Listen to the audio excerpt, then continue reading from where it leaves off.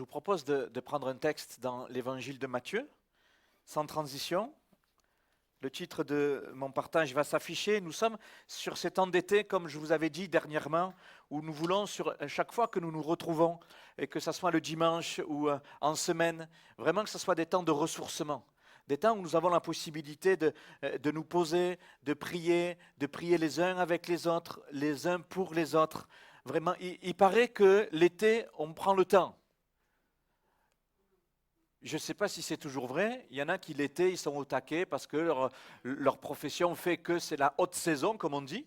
Mais d'autres personnes, l'été, l'activité est plus moindre, je ne sais pas. Mais en tout cas, avec le Seigneur, vraiment, c'est ce que je reçois dans mon cœur, que nos temps d'été, dans notre Église, puissent être en particulier des temps de ressourcement.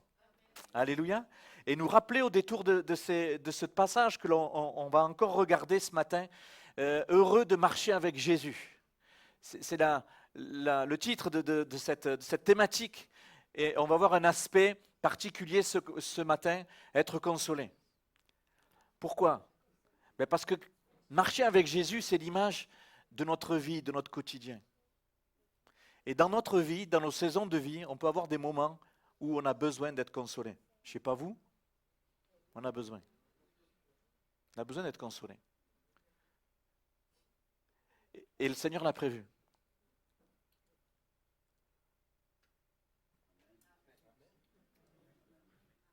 Je le refais. On a besoin d'être consolé dans nos saisons de vie. Et le Seigneur l'a prévu. Il y a un approvisionnement de consolation, quelle que soit ta tristesse. Et marcher avec Jésus, c'est pouvoir être renouvelé dans la joie lorsqu'on a été attristé.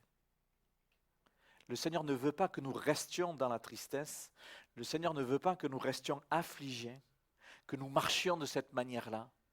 Non. Le Seigneur veut que nous marchions heureux. Montrez-moi voir quand vous êtes heureux, ce que ça fait sur votre visage. Je ne vous vois pas bien parce qu'avec les lumières. Attendez, faites-moi voir comment... Ouais. Il y a les footeux là, allez l'OM, ils sont où? Enfin, je ne sais pas si c'est beaucoup l'OM par ici. J'ai du mal. Faites-moi voir quand ils gagnent ce que vous faites. Bon, pour Paris, faites-moi voir comment vous... Il y en a qui dansent tellement fort de joie qu'ils se foulent les chevilles. Bon, je ne montre pas du doigt quoi que ce soit. Le Seigneur veut que dans notre cœur, dans notre vie, la joie du ciel descende. C'est extraordinaire. Ce n'est pas une joie qui est liée aux circonstances, c'est la joie du ciel. Ça ne s'explique pas. Heureux de marcher avec Jésus. Heureux de venir à l'église. Parce qu'on parle de Jésus. Il y a des personnes qui étaient venues me voir. Cette personne elle venait de donner sa vie à Jésus. Elle dit, mais pasteur, je ne peux pas venir que le dimanche, ce n'est pas possible. Comment on fait toute la semaine? Il n'y a pas des réunions? Tous les jours, j'ai besoin, je veux venir à l'église. Je me suis dit, alléluia. Pourvu que ça dure. Alors je l'ai encouragé à déjà venir aux réunions de semaine qu'il y a. Une fois, 2 fois, 3 fois, suivant les églises. Bon, mais Seigneur, parce que je suis heureux, je suis heureuse de marcher avec toi. Alors on prend notre texte, Matthieu, chapitre 5. Nous sommes avec Jésus, nous sommes dans ce qu'on appelle le sermon sur la montagne. Premier livre du Nouveau Testament, l'évangile de Matthieu. Et Matthieu va parler aux foules, et dans cette foule, il va y avoir les religieux de l'époque, et il va y avoir les disciples. Et tout le monde va entendre, mais il va s'adresser particulièrement, bien sûr, aux disciples. C'est celui et celle qui veut marcher avec Jésus. Celui et celle qui veut marcher avec Jésus est appelé disciple de Jésus. Au départ, le mot chrétien, ça n'existait pas. C'est que plusieurs dizaines d'années plus tard que ceux qui suivaient Jésus ont été appelés chrétiens. Mais Jésus, ici, dans ce qui nous occupe, il parle à celui et celle qui veut marcher avec Jésus. Il y a une manière de marcher et il y a aussi une influence de vie. Quand on marche avec Jésus, il y a le ciel sur la terre avec nous et dans nos vies. Comme on l'a entendu ce matin, tous les jours, Jésus est avec nous parce que je marche avec lui, mais le plus important, c'est que lui marche avec toi. On peut tomber, on peut se tromper, on peut être découragé. Mais ce qui nous tient, c'est que Jésus, lui, il est toujours fidèle. Et on a toujours raison de confier nos vies à Jésus parce que lui, il ne nous faillira jamais, il ne mentira jamais, il ne faiblira jamais.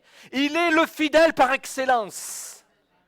Et en marchant avec Jésus, Jésus va donner des directives, il va poser un cadre pour nous encourager. Il dit, même quand tu seras le plus bas tombé, même quand tu vas perdre un être cher, même quand tu vas être en proie au tourment, en proie aux angoisses, il y a une possibilité d'être consolé. Il y a quelque chose de prévu sur le cœur de Dieu pour tous tes besoins, les plus terribles qu'ils soient. L'accident de vie le plus terrible qu'on puisse imaginer. Il y a un pourvoi divin pour celui et celle qui marchent avec lui. S'il y a quelqu'un qui hésite encore, de dire, moi, Seigneur, ça me fait un peu peur, que ces verrous de raisonnement, crac, soient brisés. Joyeux, marcher avec Jésus. Et on ne s'appuie pas sur nous, sur nos capacités, mais sur lui. Amen. Alors on va lire le texte. Quand même, on va reprendre ce texte extraordinaire. Matthieu chapitre 5, nous lisons ceci, verset 1er. Voyant la foule, Jésus monta sur la montagne et après qu'il se fut assis, ses disciples s'approchèrent de lui. Puis ayant ouvert la bouche, il les enseigna et dit, heureux les pauvres en esprit, car le royaume des cieux est à eux. Nous avons vu ça dimanche dernier, vous pourrez le réécouter si vous n'avez pas pu être là. Nous lisons encore verset 4, heureux les affligés, car ils seront consolés. C'est ce qui va nous occuper ce matin. Heureux les affligés, car ils seront consolés. Verset 5, heureux les humbles de cœur, car ils hériteront la terre. Heureux ceux qui ont faim et soif de la justice, car ils seront rassasiés. Heureux les miséricordieux, car ils obtiendront miséricorde. Heureux ceux qui ont le cœur pur, car ils verront Dieu. Heureux ceux qui procurent la paix, car ils seront appelés fils de Dieu. Heureux ceux qui sont persécutés pour la justice, car le royaume des cieux est à eux. Heureux serez-vous lorsqu'on vous outragera, qu'on vous persécutera et qu'on dira faussement de vous toutes sortes de mal à cause de moi. Réjouissez-vous, soyez dans la joie et soyez dans l'allégresse, parce que votre récompense sera grande dans les cieux, car c'est ainsi qu'on a persécuté les prophètes qui ont été devant vous, qui ont été avant vous. Amen. On s'aperçoit que ce texte est connu sous le nom, peut-être vous avez entendu parler, les béatitudes. Quelqu'un qui est heureux au possible. Et si vous cherchez dans le dictionnaire béatitude, c'est un mot qui est souvent utilisé pour quelqu'un qui plane, vous savez. Lui, il fait le béat. Voyez. Mais c'est péjoratif, mais le mot heureux ici, littéralement, ça veut dire recevoir une bénédiction qui vient du ciel. C'est quelque chose de surnaturel de Dieu. C'est spirituel, ce n'est pas humain. Imaginez que vous avez dans votre boîte aux lettres un chèque avec 100 000 euros. Moi, je ne sais pas vous, mais je serais heureux. Non ? Ou quelqu'un qui vient et il vous tend à la sortie du travail ou à la sortie de chez vous, il y a quelqu'un qui sonne et vous sortez et on vous tend une clé et vous dit, ben voilà, la clé que démarre la voiture, elle est à toi. Et tu sors, c'est une voiture rouge. Mais vous savez, le style de rouge particulier, quoi. Voilà. Difficile à dompter, le cheval cabré. C'est à toi. Certainement, on serait heureux. Là, je vois les yeux des hommes, surtout, qui font comme ça. Il y a des joies humaines. Mais là, quand Jésus emploie ce mot « heureux », ce n'est pas lié à des joies humaines.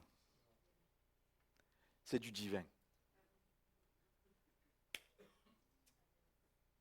Continuer à marcher sur mon chemin de vie, que j'ai 10 ans, 15 ans, 18 ans ou 95 ans, de manière heureuse, avec cet approvisionnement de bénédictions qui viennent en haut.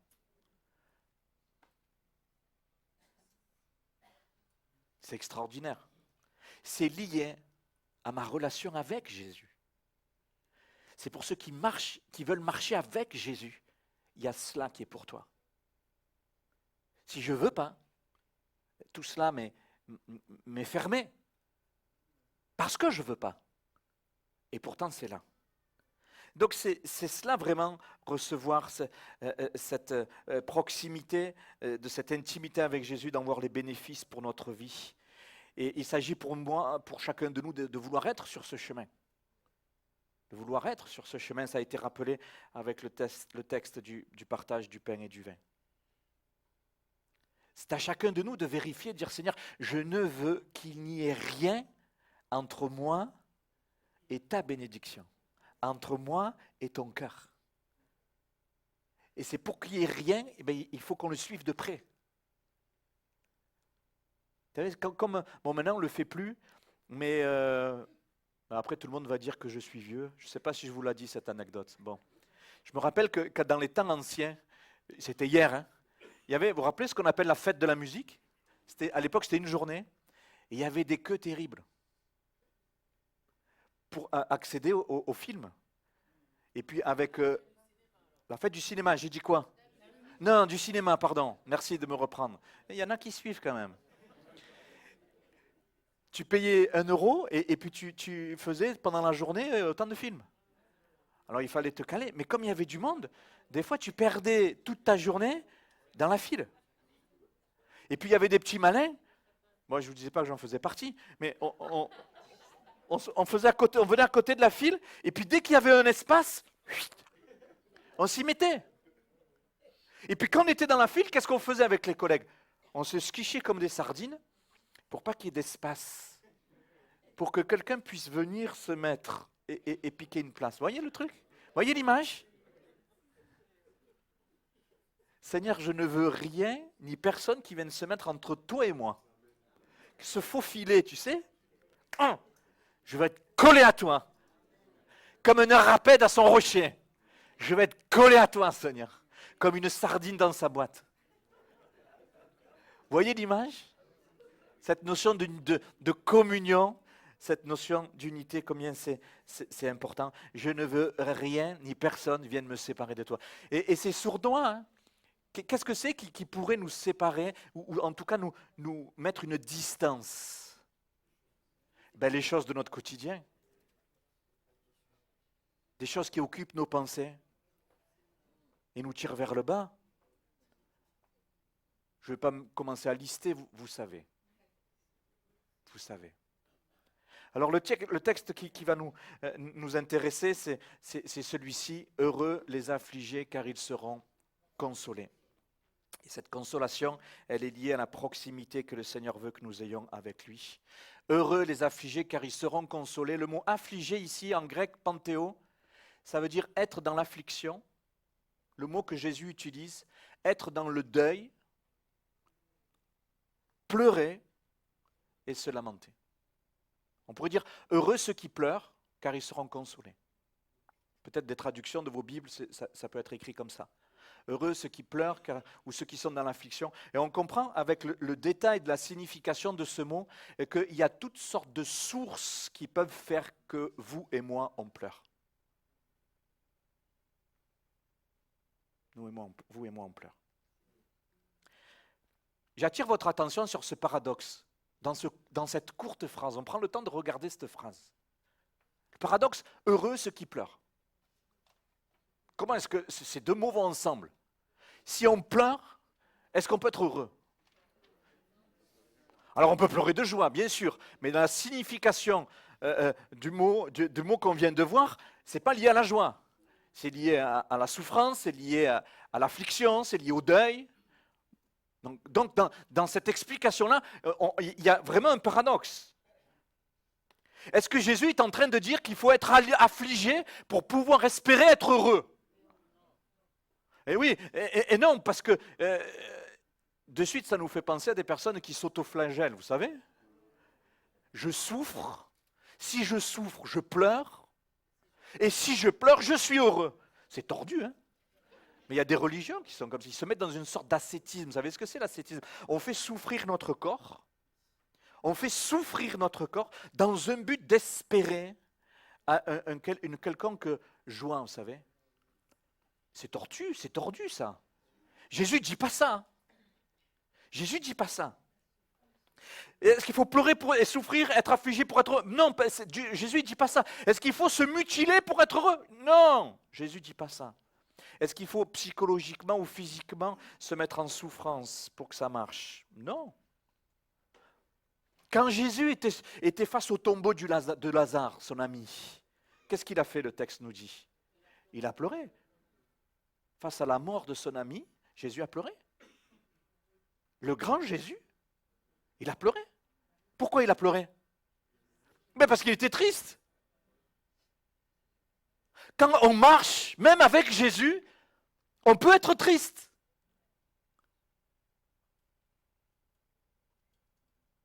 Et lorsqu'il y a une promesse de consolation, c'est parce que Jésus sait que dans notre vie, c'est possible qu'on soit triste.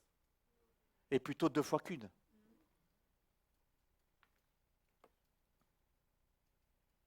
Qu'est-ce que ça veut dire? Ça veut dire que Jésus est en train de nous dire que tu as le droit de pleurer. Eh oui. Tu as le droit d'être triste. On voit que Jésus ne propose pas une relation avec lui mystique, magique, où tu claques des doigts, tout va bien.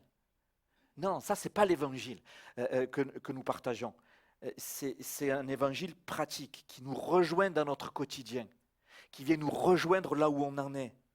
Le Seigneur est en train de nous dire qu'il ne nie pas ta souffrance et il ne veut surtout pas que toi tu la nies. Il ne veut pas que tu étouffes ta souffrance. Il ne veut pas que tu la mettes de côté. Il ne veut pas que tu essayes d'étouffer ton chagrin, mais il te dit, avec moi, il y a de l'espoir. Dans cette réalité de vie, avec moi, il y a de l'espoir. Il y a une promesse de consolation. Heureux ceux qui pleurent ou ceux qui sont affligés parce qu'ils seront consolés. Gloire à Dieu. Des fois, on entend dire, je ne sais pas si vous avez déjà entendu dire, un chrétien, il n'est jamais triste. Un chrétien, il doit être toujours joyeux. Avec un chrétien, s'il a Dieu en lui, tu as toujours la banane. C'est pas ce que Jésus dit ici. C'est possible que même si on aime Jésus, on peut être triste. Et on peut avoir besoin d'être consolé. Et le Seigneur ne veut pas que tu lui caches ta tristesse. Très important. Des fois, on le fait sans s'en apercevoir. On dit, ah, mais le temps va arranger les choses. Faux. Le temps n'arrange rien. C'est Jésus qui arrange. C'est Jésus qui arrange.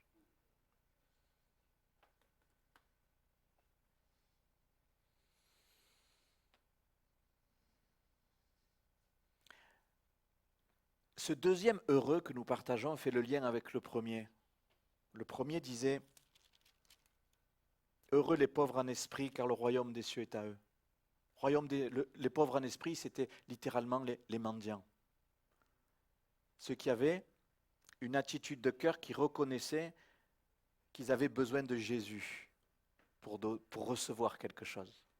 Un mendiant, il a besoin de quelqu'un d'autre pour qu'on lui donne quelque chose. Et avec le Seigneur, si j'ai cette attitude de mendiant, je dis Seigneur, je reconnais que j'ai besoin de toi pour recevoir de toi. Et le mendiant, eh bien, il se mettait en position de mendiant. Qu'est-ce que fait un mendiant? Il demande. Il demande. Et dans le besoin d'être consolé, on a besoin de demander au Seigneur d'être consolé.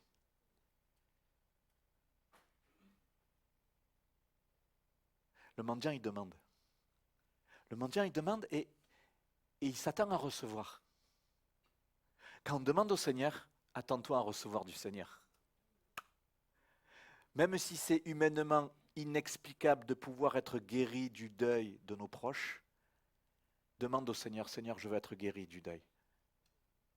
De la souffrance, de l'absence de mes proches produit en moi, je veux être guéri. Je te demande guérison. C'est ça le cœur du mendiant. il s'attend à recevoir. Il s'attend à recevoir. Et là, c'est le prolongement. Heureux ceux qui pleurent dans l'affliction, car ils seront consolés. C'est le prolongement. Seigneur, dans mon besoin, je te demande, je m'attends à recevoir. Et dans ma demande, je le fais avec larmes. Je le fais avec mes larmes. Est-ce que ça vous est déjà arrivé de demander au Seigneur de venir répondre à vos besoins avec larmes? Hein? La Bible nous dit que le Seigneur entend le cri de nos larmes. Des fois, on ne sait plus lui mettre les mots. Juste on pleure devant le Seigneur. C'est ce type de larmes dont il est question.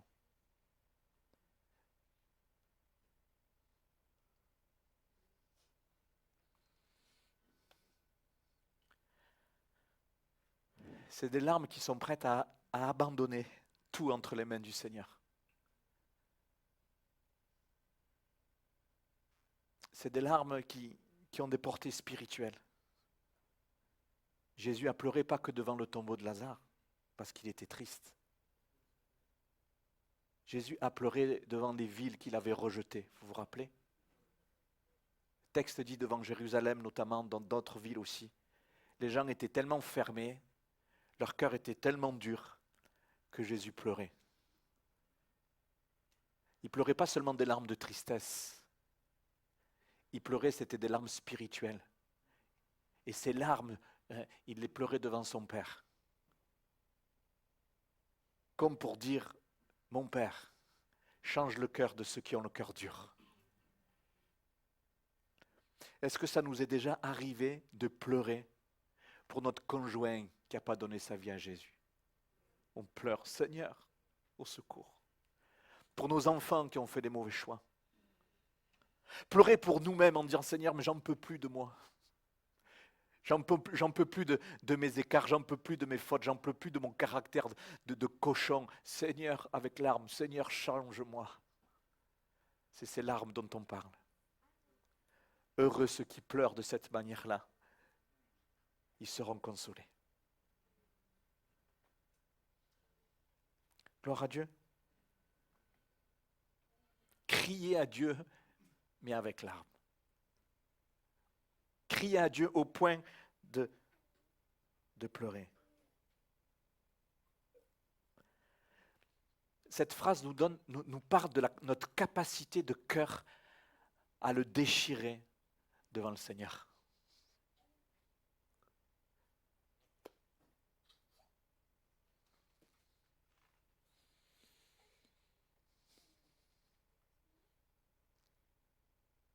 Je vous donne un contre-exemple.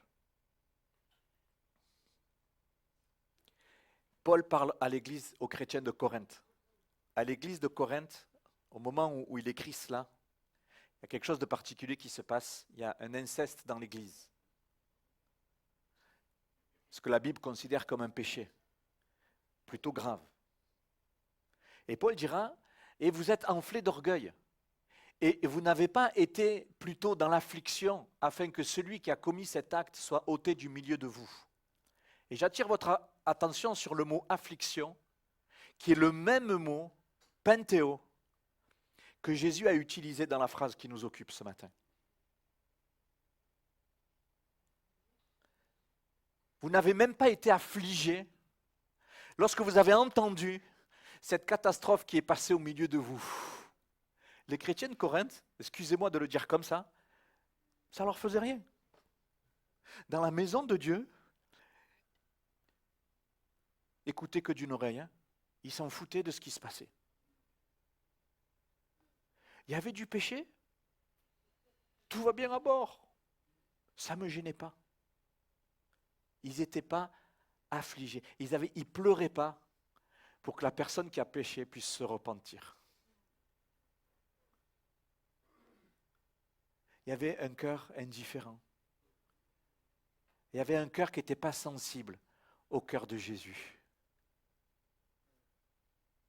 Il n'y avait pas de cri du Seigneur, change les choses. Ça ne peut pas durer, change les choses. Nous ne pouvons pas changer les cœurs. Mais toi, Seigneur, tu peux le faire. Réveille les consciences, réveille les entendements. Seigneur, rappelle-nous par ton esprit en nous que le péché devant toi, quel qu'il soit, c'est grave. Dans ta maison, le péché qui est protégé, qui est cultivé, qui est toléré, c'est grave. Et Paul interpellait les chrétiens de Corinthe. Il dit, même pas vous avez été affligés?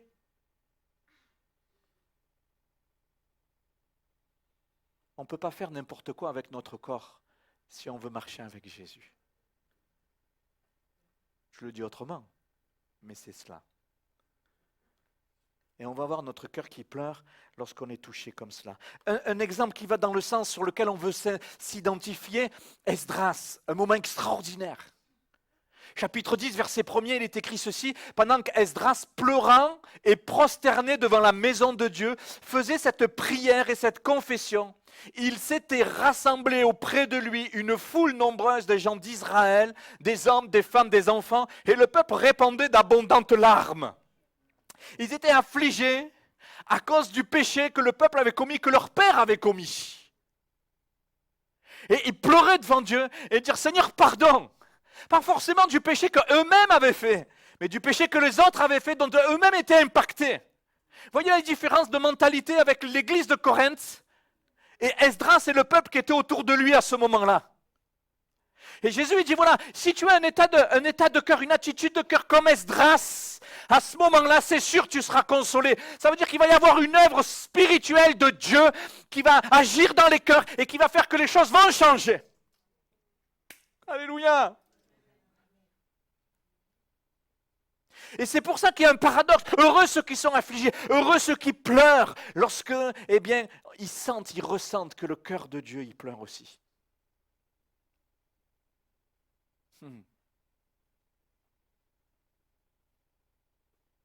Pleurer. Comme Jésus a pleuré face aux villes qui avaient le cœur fermé. Seigneur, aide-nous. Et ça, c'est fou, mais le Seigneur, il appelle ça le chemin du bonheur. Heureux ceux qui sont affligés de cette manière-là, et ils seront consolés.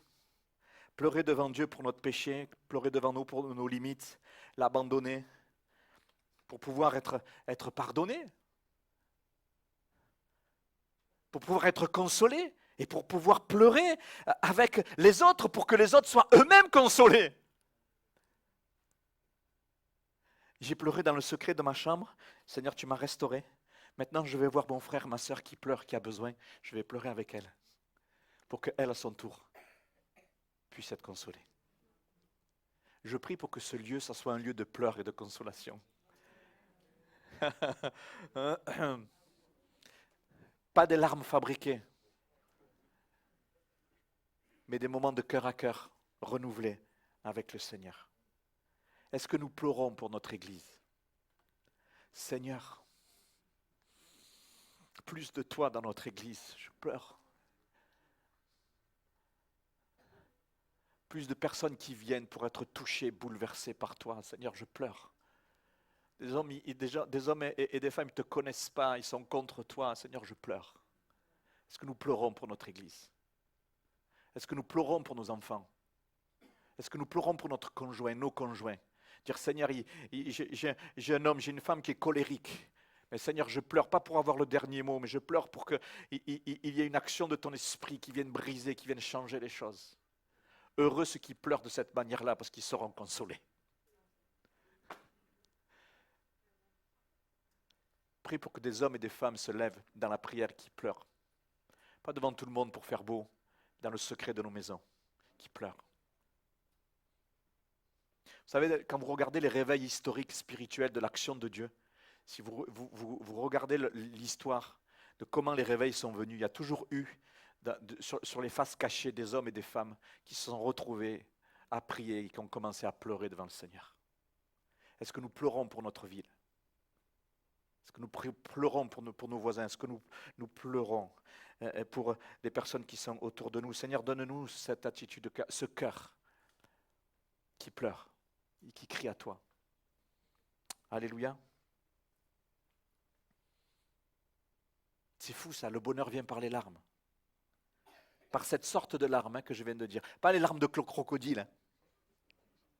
Vous savez qu'au temps de Jésus, À l'époque, culturellement parlant, quand dans une famille, il y avait quelqu'un qui mourait, ils embauchaient ce qu'on appelait des pleureuses. Vous saviez ça? Peut-être dans d'autres pays, ça se fait encore maintenant. Mais nous, on ne connaît pas en Occident ces choses-là. Il y avait des pleureuses professionnelles. Et en fait, c'était une marque d'amour que d'embaucher, lorsqu'il y avait un décès d'un être cher, des pleureuses. Plus il y avait des pleureuses, et plus ça montrait que cette personne qui est décédée, eh bien, elle était aimée par les gens de la famille. S'il n'y avait pas de pleureuses, ce n'était pas normal. Mais c'était des comédiennes. Le Seigneur ne nous demande pas de sortir des larmes de crocodile. Vous comprenez? Ce n'est pas des larmes pour manipuler. Des fois, bon, pas ici, ailleurs, les pasteurs disent, ah, mais lui, il a pleuré. Ah, Dieu agit. Elle a pleuré. Ah, Dieu agit. Non, ça peut être manipulé. Ça peut être émotionnel. C'est pas de ça qu'on parle. On est en train de parler de ces larmes qui sont du fait que notre cœur, il est déchiré devant le Seigneur, que ce soit pour nous ou pour les autres.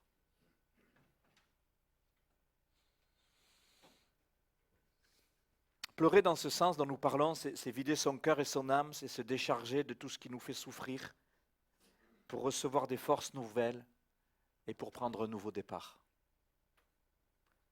Il ne faut pas que la tristesse nous fasse arrêter sur ce chemin et le Seigneur veut nous amener plus loin. Et par cette sorte de larmes, par ces cris du cœur, Jésus intervient. Heureux parce qu'ils seront consolés. Alléluia. Dans notre épreuve, Jésus intervient. Dans notre intercession, Jésus intervient.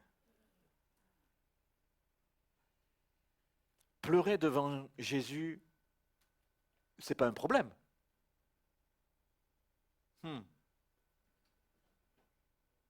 Ça ne devrait pas être un problème. Accepter de pleurer. Pleurer, avec le mot que Jésus emploie, ce n'est pas nous apitoyer sur nous-mêmes, mais c'est nous décharger au pied de Jésus pour être guéris et pour repartir.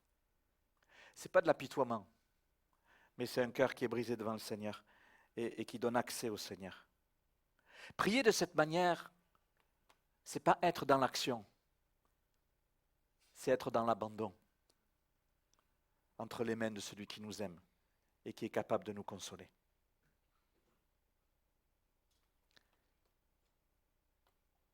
C'est important de prendre le temps de dire ces choses-là parce qu'on apprend à ne pas pleurer. On apprend à contrôler ce genre d'émotions.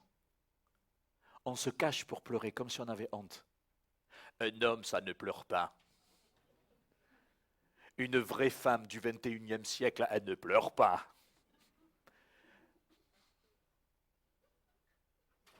Et pourtant, quand vous allez voir des professionnels de la santé émotionnelle, ils vont vous dire que le fait de pleurer, il y a quelque chose de bienfaisant. Eh oui.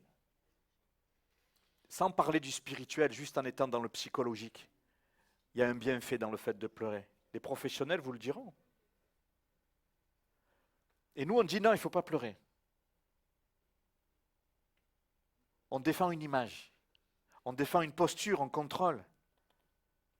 Jésus est en train de nous expliquer que dans son royaume, les hommes et les femmes qui veulent le suivre, vous devez cultiver un cœur tendre, un cœur sensible, spirituellement parlant. Et de dire, quand je vois quelqu'un qui souffre, quelqu'un qui est en détresse, quand je vois quelqu'un qui est pris par les addictions du péché, Seigneur, je vais me placer devant toi et je vais pleurer pour lui et pour elle.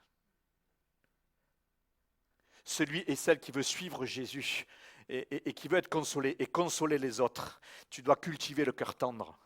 Et on doit briser cet apprentissage que nous avons tous reçu. On ne doit jamais pleurer. Avec Jésus, tu peux pleurer, tu es libre de pleurer. C'est une gage de qualité d'avoir un cœur tendre.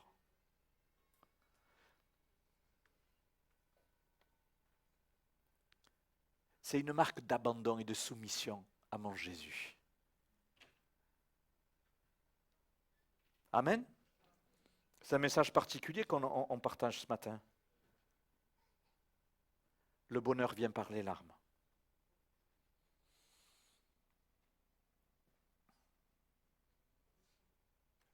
On relit ensemble ce que je vous ai dit à l'instant. Pleurer dans ce sens, c'est vider son cœur et son âme, c'est se décharger de ce qui nous fait souffrir pour recevoir des nouvelles forces et prendre un nouveau départ. Cela ne transforme pas notre passé, mais ça transforme notre présent et notre avenir.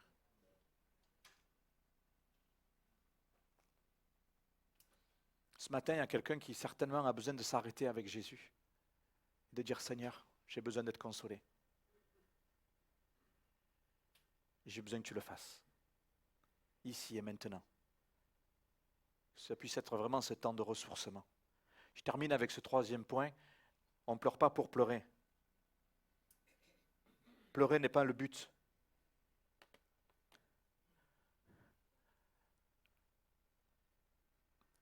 Le but, c'est la promesse d'être consolé. Ce n'est pas une manigance psychologique. Si tu verses la larme, dès que tu as versé la larme, ça veut dire que tu es guéri. Non, pas du tout. Ce n'est pas la méthode Coué. C'est une promesse qui vient du ciel. Si nous pleurons de cette manière, alors nous serons consolés. Parce que c'est Jésus qui s'y engage. Alléluia. Il s'agit de pleurer pour être consolé. Quand un enfant se fait mal, qu'est-ce que le parent fait? Qu'est-ce que l'adulte fait? Il le prend dans ses bras pour le consoler. Et tant qu'il pleure, parce qu'il s'est fait mal, on le garde dans les bras. Et quand il est consolé, on le libère pour qu'il continue à vivre et à jouer. Et avec Jésus, c'est pareil. Seigneur, j'ai besoin d'être consolé. Qu'est-ce que le Seigneur fait? Il nous prend dans ses bras.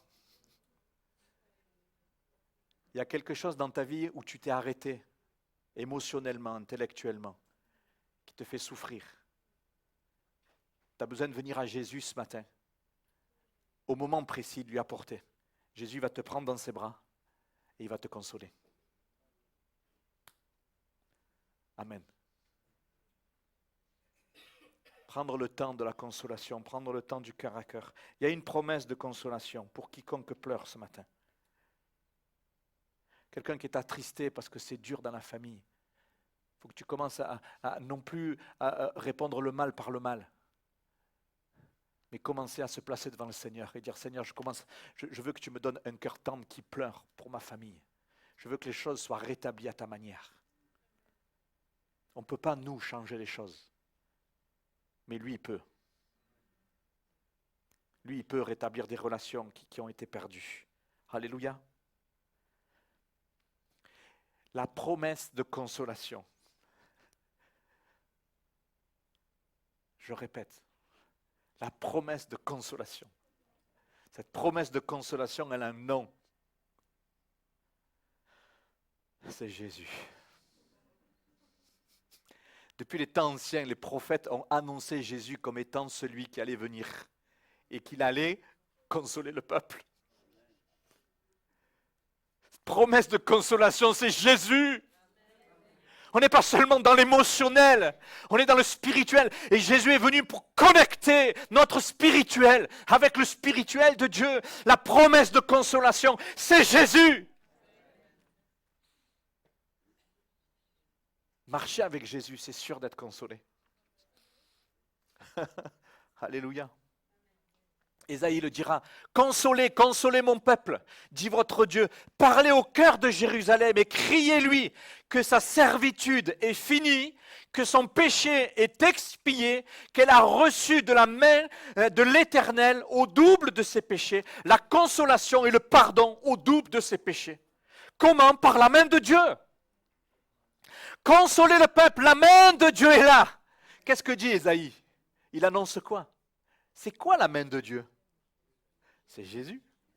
Qui c'est qui a quitté son ciel de gloire et qui est venu agir jusqu'au bout de la croix pour nous? C'est Jésus.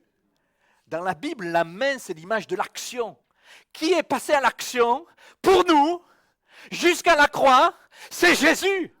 Consolez, consolez mon peuple. Jésus vient. 8 siècles avant la venue de Jésus, Ésaïe a prophétisé. La promesse de consolation, c'est Jésus. Il le redira comme ça au chapitre 61. Car l'Éternel m'a oint pour porter de bonnes nouvelles aux malheureux. Il m'a envoyé pour guérir ceux qui ont le cœur brisé, ceux qui ont le cœur qui pleure. Il est la promesse de consolation. Il est venu pour proclamer aux captifs la liberté et aux prisonniers la délivrance.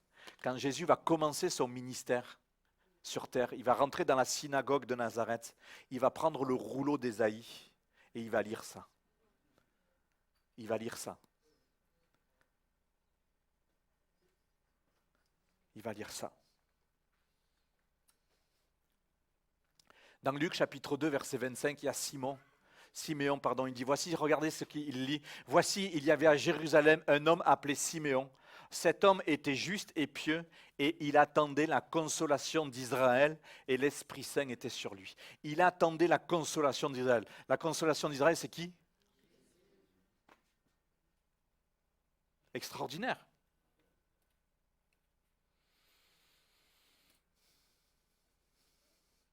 C'est pour ça que si nous apportons notre besoin d'être consolés en Jésus, il est le consolateur par excellence. Et vous vous rendez compte que quand Jésus va remonter au ciel, il va ressusciter, il va apparaître aux disciples, il va remonter au ciel, il va dire, moi je m'en vais, mais je vais vous laisser quelqu'un qui est comme moi. Il va l'appeler comment? Le Saint-Esprit est là, il est au milieu de nous. Et son premier travail, c'est de consoler nos cœurs. Nous convaincre qu'il est là, nous convaincre que Jésus nous aime, nous convaincre que Jésus il est venu au bout de la croix pour toi et le Saint-Esprit est là pour sécher tes larmes, quelles qu'elles soient.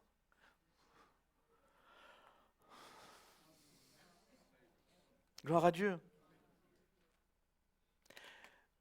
L'œuvre de la croix de Jésus a le pouvoir de consoler nos cœurs, de guérir nos cœurs, de pardonner nos péchés, de nous faire repartir à zéro. Alléluia. Et toute l'Église qui est là, nous tous qui sommes là, nous entendons ces choses-là. Nous devons les recevoir, nous devons les vivre pour les transmettre.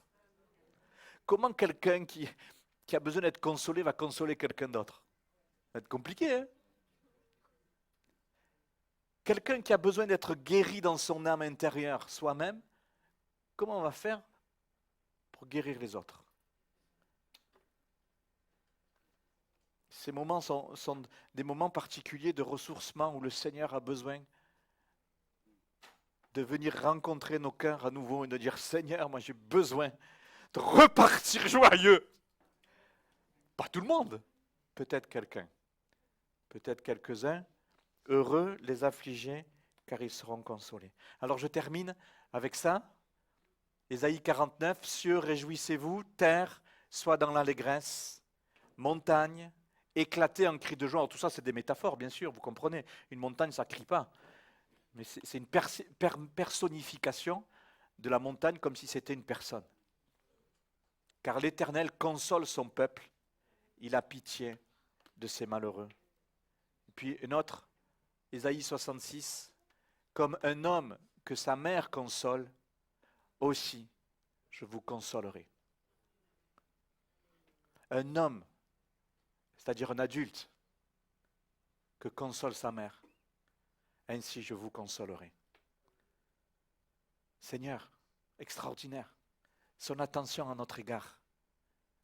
Il veut que nous marchions avec lui, mais il ne veut pas qu'il y ait quoi que ce soit qui reste dans notre cœur et qui nous garde dans la tristesse. Seigneur, avec des cris de larmes, je réclame ta consolation. Seigneur, pardon pour le contrôle de ma vie sur des situations qui me font souffrir et qui me disent, mais ça va aller. Je gère. Tout va bien. Je vais à l'église, youpi. Et en fait, ton cœur a besoin d'être consolé. Et ce matin, on prend quelques minutes, on prend le temps de s'arrêter. On veut donner la possibilité au consolateur qui est au milieu de nous, le Saint-Esprit, de nous consoler. Une blessure qui est là, elle n'est pas réglée, c'est pas vrai. Tu as besoin d'être consolé. Le mal qu'on t'a fait, il est toujours devant tes yeux, ça construit ta vie. Le Seigneur veut te guérir. Le mal que tu as subi, des fois le péché, ce n'est pas seulement ce que je fais, mais ce que je reçois, que je subis, qui me détruit. Seigneur, j'ai besoin. J'ai besoin d'être libéré des personnes des êtres chers qui sont décédés. Seigneur veut couper le lien de mort et te rendre libre pour que tu puisses faire le deuil. Seigneur ne veut pas que tu le suives avec un fil à la patte qui t'empêche d'être libre. Ce matin, on prend le temps de prier et de vérifier devant le Seigneur. Seigneur, il y a quelque chose qui m'attriste, je te l'abandonne. Et si tu verses la larme, laisse la larme être versée. On a un cœur tendre devant le Seigneur. On ferme nos yeux ?